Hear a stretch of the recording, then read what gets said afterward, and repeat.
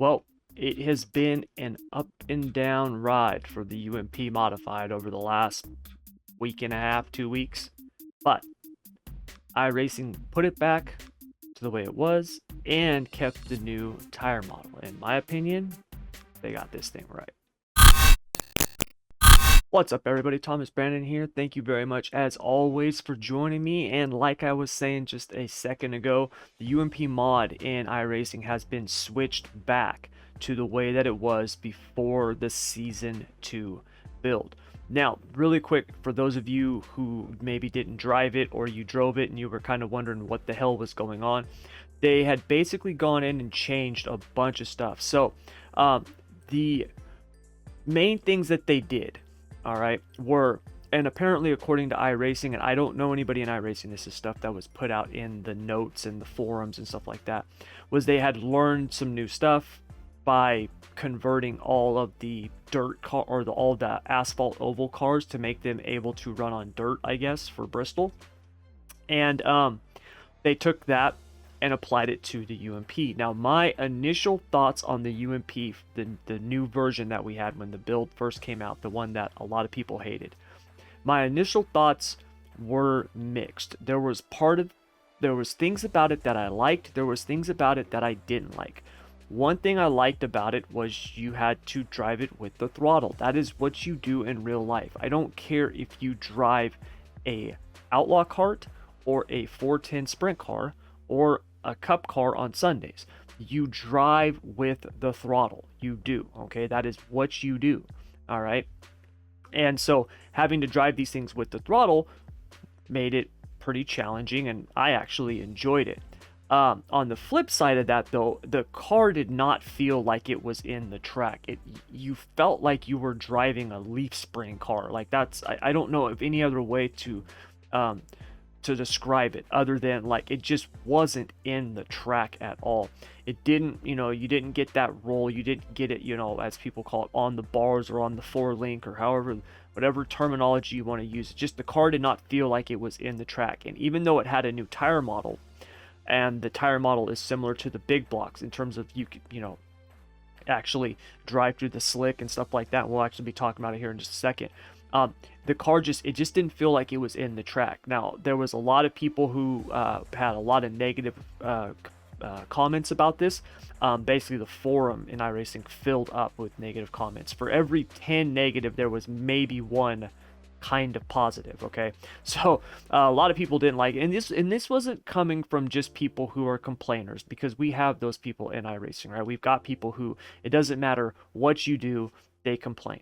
We could get a brand new, completely rebuilt, sprint car, and it could be accurate down to, the bolt type on the rear end, and it could handle and feel just like a real sprint car does in real life. And there's going to be people who are going to find something to complain about. Okay, so those people aside, these were people who are, I would consider, in the know. They've been in iRacing for a couple of years. They're the top drivers, right? They drive not just these cars, but all the cars, and they do it well.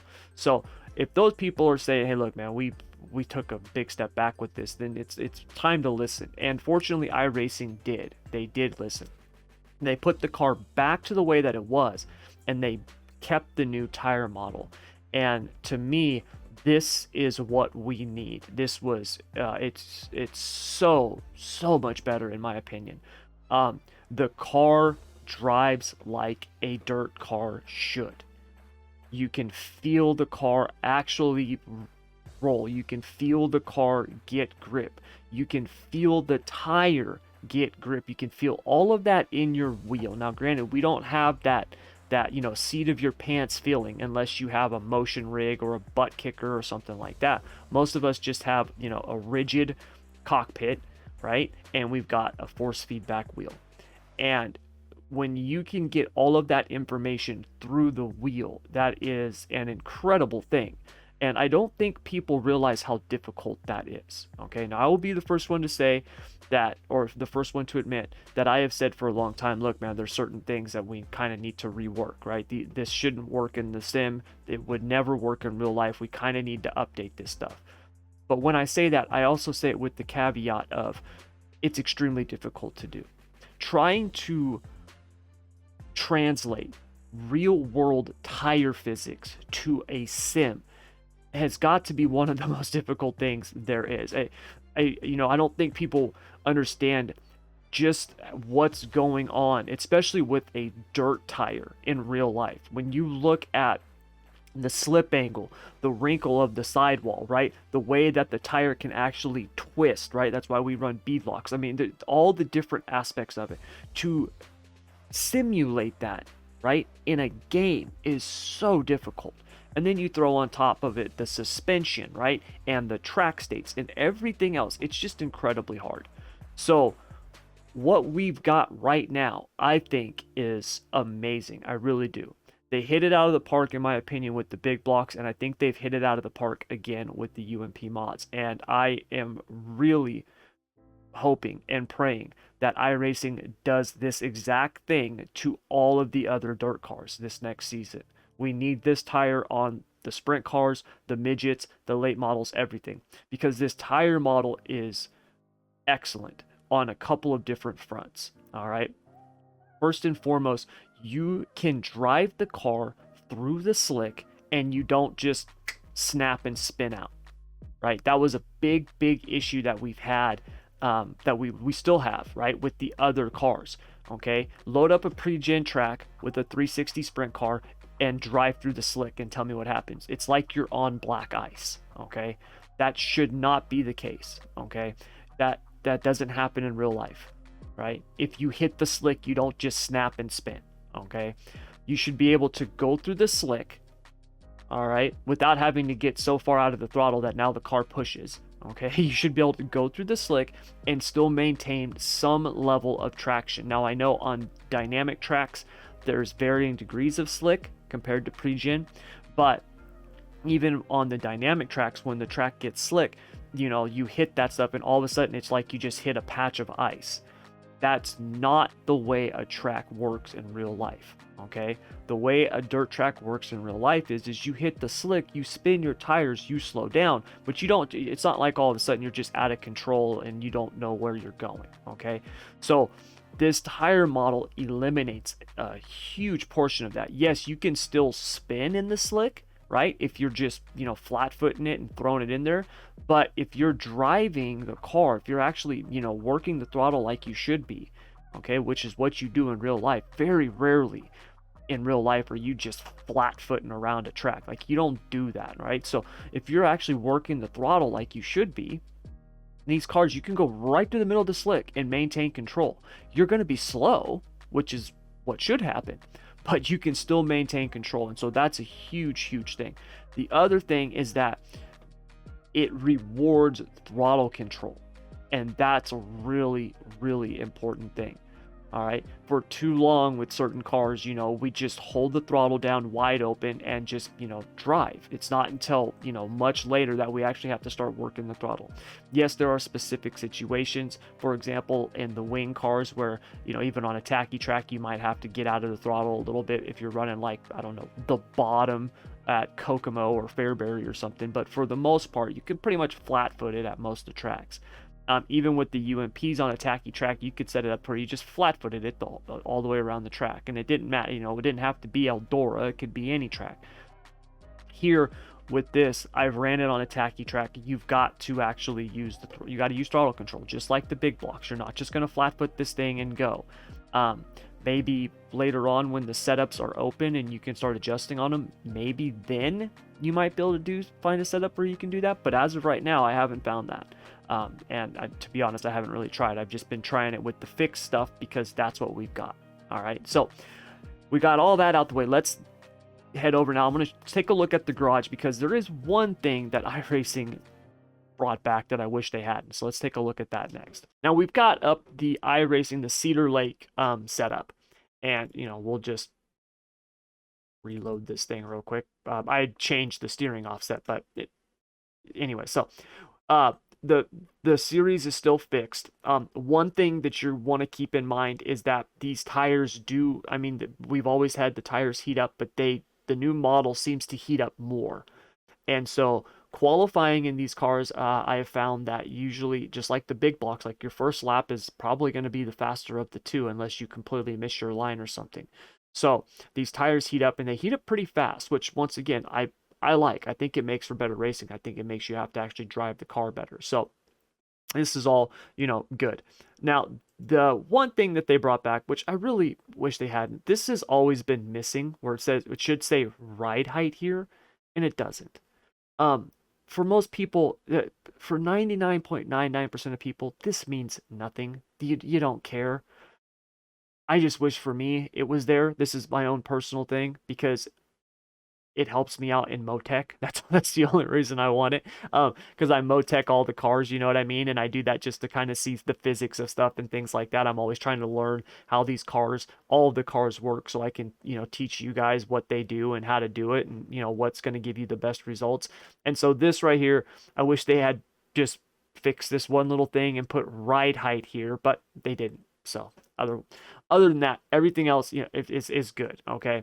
As you can see, it's exactly the same as it was. I mean, it's exactly the same as it was before. Like I said, this was missing. It's missing. So this is all, right back to where it was. We've just got the new tire model. Now, one of the things that you'll notice, and I don't know, I'm going to be completely honest here. I don't know if I noticed this because I'm trying to listen for differences, or if this was happening before, but I really don't recall. I can hear the tire better when I'm going through the corner. And what I mean by that is before you could hear the tires, but the sound was more constant. What I hear now is more of a chuk, chuk, chuk. And what I mean by that is that you can actually hear the tire. It sounds like it's rolling the way that it should, right? You have what's called the slip angle of a tire. It sounds like it's actually rolling, and you can hear that when it rolls and then when it kind of skips across, if you hit a bump or you don't get the corner right or something like that. And so what that tells me is that we've actually got a lot more flex in the sidewall now, which is a really good thing. That's what we want. Most dirt tires have really soft sidewalls. Now, UMP tires compared to like a sprint car tire, right? They're not going to be that soft, but they are soft, all right? The sidewalls are going to be softer, okay? So that's a really good thing. Now, this is, as you can see, we got a really slicked out track here, and that's what I wanted, because I wanted to be able to just drive this thing through the slick. If you guys remember before, right, if you went through the slick, the car would just go sideways, right? Now you can actually go right through the middle of the slick, and you have control. Yes, you are slower, right? But you're not just on ice spinning donuts.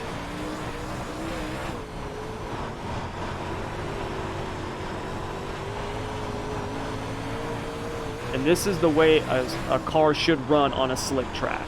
All right, for those of you who have ever raced, you can verify this for me. All right, even though I've only raced outlaw karts, I've been a mechanic on midgets and sprint cars for years, and never once did our driver hit the slick and then all of a sudden snap like they hit black ice. That's not the way it works. So this is really, really good. This is a good thing. I think it's going to help with the overall car count. I really do. If people will get into these things and actually drive them a little bit, I think they'll figure out that, hey, I might be slow in the beginning, but I don't have to worry about taking out the leader because I hit slick, right? And there's a lot of people who deal with that.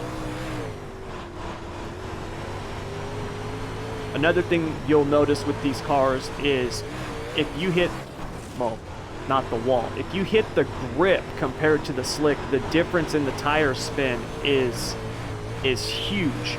And what I mean by that is before, yes, you would hit, you would be in the groove compared to the slick, and you could obviously tell the difference because remember the slick was so, right, like I said, it's like ice, but you don't just feel the difference in how the car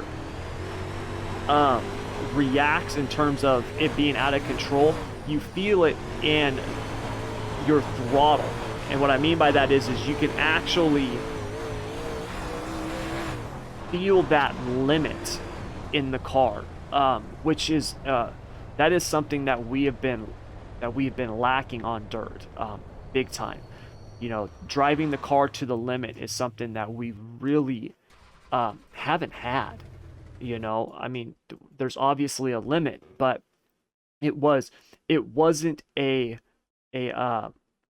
it wasn't a feel type of limit. It was more of a memory type of limit, meaning like I know at this track, at this, track state, that I can go through this part of it, right? And, if I miss it, I can be at this throttle position, like that type of thing, where now you can constantly feel the car. You can just feel it so much better. And it's just going to make for much better racing. And so I really, got to give hats off to iRacing on this. Yes, the initial upgrade was not great, but the way that they are now, I think, is awesome. I mean, these cars with the new tire model, this new tire model, has made a huge difference. And I liked these cars to begin with. I liked the UMP mods, and I think they've just gotten better. So I'm really looking forward to them putting this tire model on the other cars. I am hoping and praying that they're going to do it this next season. I think it will be a massive improvement. I really do. And it's going to make the racing just that much better and that much more enjoyable for everybody, whether you're the top guys or the low guys. Because, like I said, when you can hit slick and it's not like you're hitting black ice, it's just you're way less on edge, you're way less nervous, right? Because I know a ton of people, they're in SSR, and that's their number one problem. Dude, I don't want to take somebody out. I don't want to mess up someone's race. I hit the slick and I'm out of control, right? And it shouldn't be like that. And then unfortunately, you've got the, some of the higher up drivers who do nothing but talk those people down, right? Hey, you idiot, learn to drive, right? It's like they've completely forgotten what it was like to be at that level. And so I think this new tire model is going to help greatly with that. I really, really do. So, bravo iRacing. I got to give it to you. I think you did an awesome job with this one. I really do. And I'm looking forward to seeing it on the other cars. So, anyways, that's going to do it. I know I didn't do much driving, you guys. My neck and my back have been really bothering me. And I've been meaning to do this. Once this car got put back, it got put back, and I was kind of using this video as kind of a test to see how bad I am, and I don't feel good, so my stuff's killing me. So that's why I didn't turn a whole lot of laps. I just wanted to kind of prove a point and go over it. But anyways, that'll do it. As always, thank you very much for joining me. And really quick, do me a favor, if you like this, I know, hit that like button, share it, all that other good stuff. But if you want to join me for my live streams on Twitch, I do live stream every Wednesday and Thursday. We've been doing league races. My league actually ends. This is the last week, and then we've got a break. But I will be doing live stream still on Wednesdays and Thursdays. I'll be doing just official races, hosted races with a lot of the people who come and join the stream.